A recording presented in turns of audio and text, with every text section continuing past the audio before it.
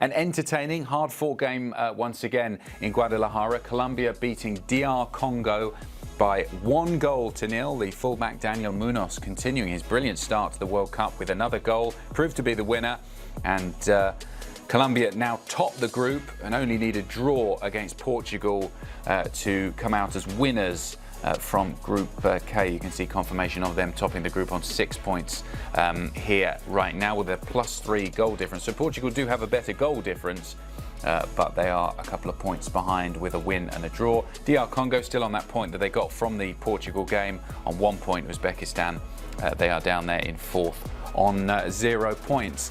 Guys, what do we make of the game, Whitty? In the end, just that moment of quality that we said at halftime Colombia needed, and it came from the fullback. Sometimes it's quality and sometimes it's luck as well. You get that little bit of luck. Daniel Muñoz arriving, gets a strike towards goal, a little bit of a deflection on it. I think ultimately it was the just reward for Colombia's performance in the game. I thought they were the much more enterprising team. I thought at some point that was going to come for them, whether it was in the first half or the second half, from James, from Quintero, who came on in the second half, I thought made a decent impact as well in the game. Lucho Diaz could have had a couple. I thought there was one where he was offside, where it was derelict for him to have been offside given the position they was in running forward. But yeah, I think in the overall, this was a deserved result, Ian. I thought Colombia were the better side on the day. And DR Congo, even having gone a goal behind, I don't think ever really fully responded and really made Colombia sweat too much for it.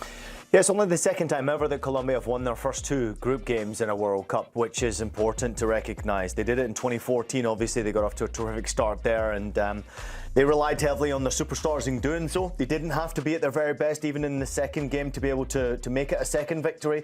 But to Chris's point there, it was always going to come down to an individual. I don't think collectively as a team it was a terrific team performance, but there's no doubt if you look at the 20 shots, 9 on target, they created enough chances to score more goals than 1 in this game. There were individual performances that were good. There was no one that was exceptional, although Muñoz, I thought, was the one that stood out in the first 45 minutes, probably should have had a goal. He was a fraction offside. And then to eventually get his goal by courtesy of a slight deflection is a credit to see. He also scored on match day 1 as well. So it's been a great start to the World Cup for him. But that's great to see from Colombia, because it wasn't a great DR Congo performance here. I thought they were timid in their performance. I thought they were very defensive-minded. You're a team that's trying to create history in a FIFA World Cup, and Colombia found it difficult because they were sitting back defensively and they were trying to frustrate them instead of actually advancing themselves to go and try and win the game themselves. And what happens is when you play against quality teams who have top-class players, they'll find a way to beat you, and that's what Colombia did. It's interesting when we talk about the form of some of Colombia's players. We were talking pre-match about James Rodríguez. You almost can throw his club form out the window. He always turns up for his national side. But a player in this team whose club form has been superb this season. He's been brilliant for Crystal Palace, lifted trophies, won a European trophy, won the Conference League, didn't he? And then carried that form straight into the World Cup. Is this guy, Daniel Muñoz? What is he doing, Whitty, that these teams are unable to cope with?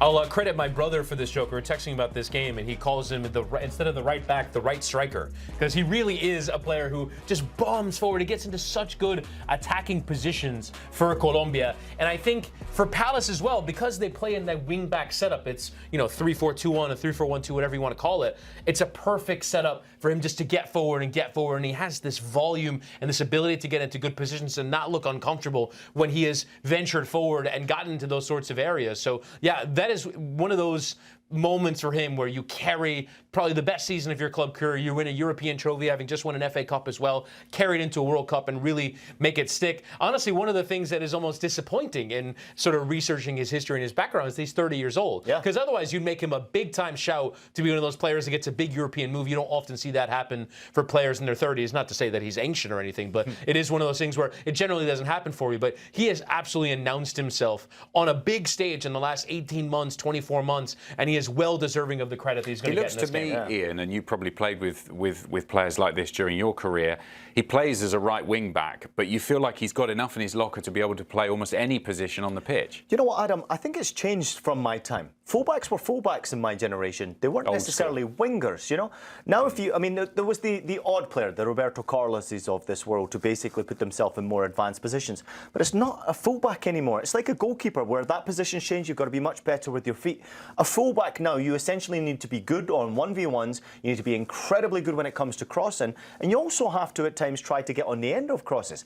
This guy plays in his own position, though. He doesn't play right fullback. He doesn't play right wing back. He doesn't even play right wing. He plays like a right attacker. It's almost as if he's right next to the number 9, waiting to be the next guy to get a goal. Back-to-back games in the World Cup is truly spectacular. Got himself 5 goals and 46 appearances for Crystal Palace across all comps. 4 of them came in the Premier League this season.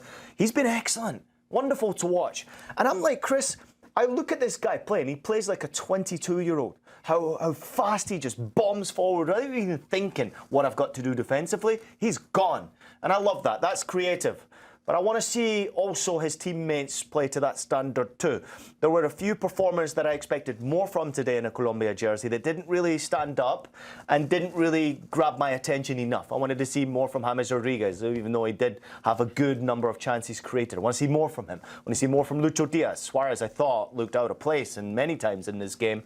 So it was crazy to me to see a fullback was the one who actually won the game. Whitty, there is something to be said, though, and they will need those big-name players to be a bit more involved maybe later on in this tournament, where they have to come up against the big nations. But to be able to grind out a result when I know Lucho Diaz was involved much more in the second half, and he had those opportunities, a goal disallowed, didn't he?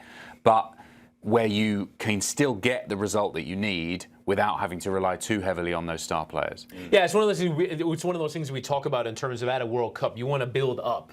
And so in some ways, you don't want to kind of have everything going perfectly from the off. And I think that has been the story for Colombia at this tournament. I don't think even against Uzbekistan, even though they won the game by 3-1, they were necessarily perfect in that game. No. But they're getting the results now. I think they're a team that is incredibly streetwise and savvy, that has tons of experience. It's one of those incredibly fine lines in analyzing sport, isn't it? When an older team does well, we say that they're experienced. When they do poorly, they're too old, and they need a turnover of generation. I think they're on just the right side of it. They're a team that has won so much together. They were fantastic for large portions of qualifying. They got to the final the last Copa America. So this is a group that is playing very well together, and they always have done. But I guess the question now is, what is that ceiling? What does it look like on Luis Diaz's best day? If James Rodríguez, is this one major tournament too many for him to have been involved in? I think on the evidence of 2 games, he was okay today. But I think on the evidence of 2 games, this might have been one major tournament too many for him in his career. So I think there are definitely some players here that are showing some promise, but is it all going to come together when they play Portugal in the final game of the group? One of the stats that came out from Opta actually today was James Rodríguez being the first player from Colombia to create 5 goal-scoring opportunities in a World Cup match since Carlos Valderrama did it against England back in 1998. Love these statistics, but I do think we need more from Colombia. I'm really intrigued to see how they handle this final group game, right? Because now you got to go win the group, right? It's great to see these types of performances, but there's a real possibility to see them winning the group would be spectacular. And then you build momentum going into the knockout stages. I actually think now you're also trying to figure out who you're going to come up against when it comes to the knockout stages. Which part of the bracket are you going to end up in now? We're starting to look ahead past these final group games when you're already qualified. Listen, it's good from Colombia, Adam, but there's room for improvement now.